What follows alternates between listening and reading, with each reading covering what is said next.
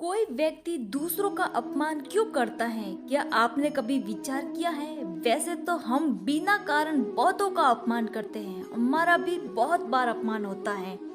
संसार का सारा व्यवहार एक दूसरे का अपमान करने पर ही टिका हुआ है। जैसे पति अपनी पत्नी का अपमान करता है, पिता अपनी संतानों का करता है, नौकरी देने वाला नौकर का अपमान करता है, अर्थात जो भी बलवान है वह निर्बल का अपमान करता है। यदि हम शक्तिमान हैं तो अपमान के बदले लड़ाई करते हैं, और यदि शक्ति नहीं है तो हम अपमान को सह लेते हैं, स्वयं को निर्बल और असह्य मान लेते हैं। हमें छोटे होने का एहसास होता है। ऐसा प्रतीत होता है जैसे हमारी आत्मा कुचली गई हो। किंतु कोई किसी का अपमान क्यों करता है?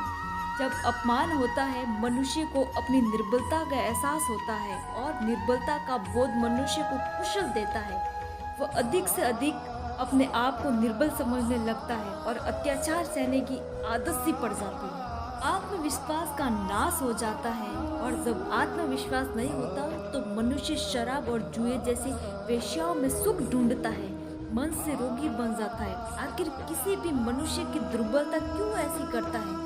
अपमान करने वाला आखिर क्या सिद्ध करना चाहता है? कभी गहराई से विचार किया है? आखिर हम किसी का अपमान करते उसकी निर्बलता सिद्ध करने के लिए, यह बताने के लिए कि हम अधिक शक्तिमान हैं। अर्थात वास्तव में अपमान करने वाला अपने आप को स्वयं शक्तिमान और बलवान सिद्ध करने का प्रयास कर रहा होता है। अपमान करने वाला हकीकत में अपनी शक्ति से अस्वस्थ नहीं है, उसे अपनी शक्ति पर भरोसा नहीं है। दूसरों को चुनौती देकर वह अपनी शक्ति पर विश्वास प्राप्त करने की कोशिश कर रहा होता है।